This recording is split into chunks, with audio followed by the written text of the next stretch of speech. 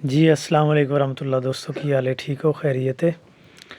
ए उमेरी ने जेड़ा जुर्म कीता है, हर फेसबुक देख लो, यूट्यूब देख लो, टिकटॉक देख लो, इंस्टाग्राम देख लो, जिथे भी देख लो, उमेरी उमेरी 7 मिनट 11 सेकंड हर चैनल ते यही वीडियो चल रही है।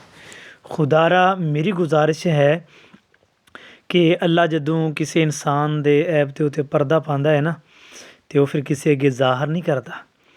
मतलब कि अगर किसी दे कोलों कोई गलती हो जाए, खता हो जाए, तो असी उन्होंने चुक के वो आसमाना तक ला देने।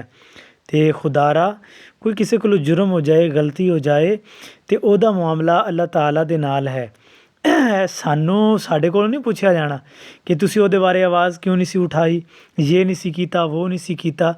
नहीं, ओदा मामला अल्लाह ताला दे नाल है। हाँ, किसी दे ऐब दे उत्ते पर्दा डालना, तो मेरे महबूब पैगंबर अलैहिस्सलातु वस्सलाम दा फरमान है, जिस बंदे ने किसी मुसलमान दे ऐब नू छुपाया, ओदी पर्दापोशी कीती, ते कल क़यामत दा दिन होएगा, अल्लाह ओदे ऐबां दे उत्ते पर्दा डालेगा। तो मेरे ख्याल च साढ़े मुसलमानां अंदरों तो यह गल निकली गई है। खुदारा कुछ खौफ करो, अल्लाह दा कुछ खौफ करो। ए चीज़ां बयान करन तो, सोशल मीडिया दे उत्ते डालन तो, इन्हां चीज़ां तो बाज आ जाओ।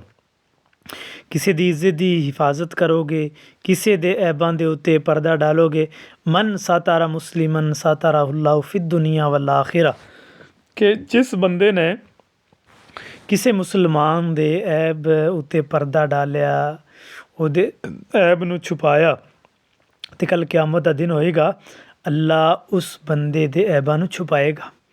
और वो हदीस याद नहीं है कि एक बंदे ने बुलाएगा, अल्लाह ओदे ऐबां दे उत्ते पर्दा डालेगा, और उस बंदे नू फिर उस पर्दे दे अंदर अल्लाह उस बंदे नू ना गुनाह विखाएगा। बंदिया ए गुनाह भी तू कीता, ए भी कीता, ए भी कीता।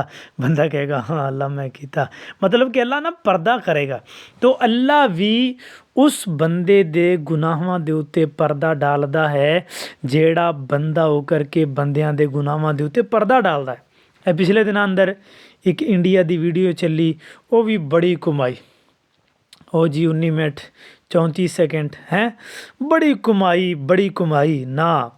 किसी कोल को गलती हो जाए, खता हो जाए, बल्कि ओदे ऐबां दे उत्ते पर्दा डालना चाहिए है, ओदी ऐब जोई करनी चाहिए है।